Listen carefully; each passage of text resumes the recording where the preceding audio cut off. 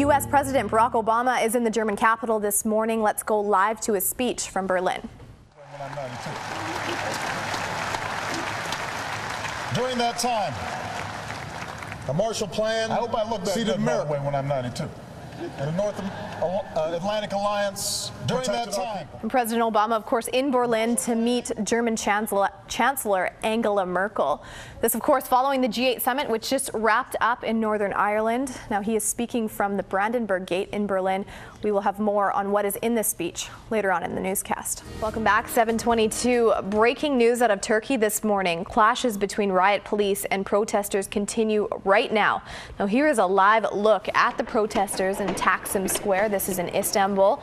Now, hundreds of people gathered on the right-hand side of your screen. You can see at the bottom of your screen water cannons spouting out water. Of course, this is to keep protesters away. About 10 minutes ago, protesters tried moving up their own barricades, fire as well, as you can see. They tried to move their own barricades towards the police. The police are firing water at them.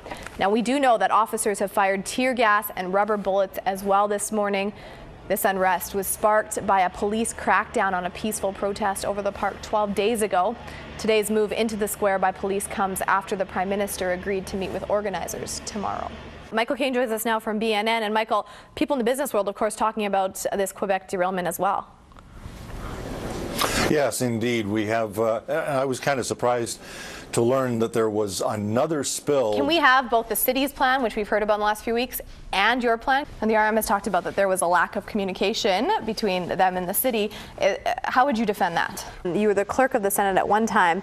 Have spending habits always been so off the money? The Conference Board of Canada put out a report. They talked about dispelling myths, and they talked about how P3s across the country have worked for the most part and how they can work in a beneficial way.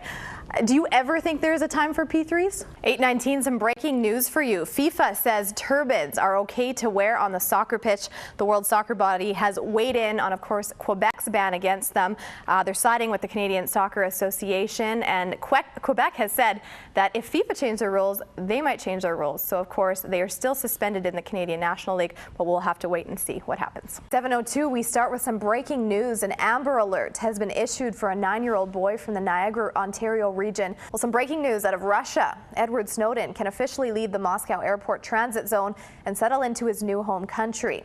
And some breaking business news this morning. While plans for the Keystone XL pipeline remain on hold, TransCanada Corporation has decided to go ahead with its Energy East pipeline project. 2.5 years later, construction continues. Now, the estimated 300,000 buildings that were destroyed or leveled during the quake are slowly being built back up.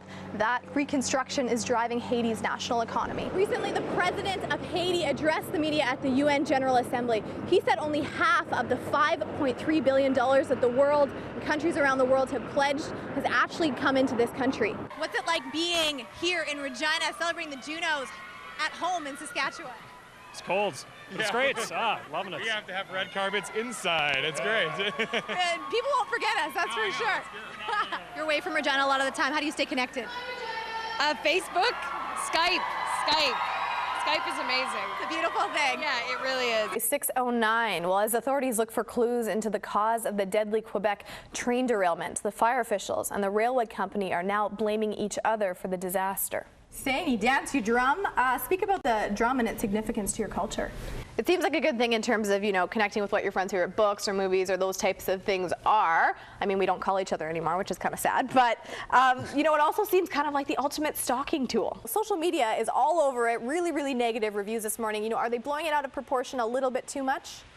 How do people really know when they're in trouble? At what point do they know, I need help? Yeah. Farhad, I know that this is probably a win for democracy, and many people in the streets obviously are telling you that.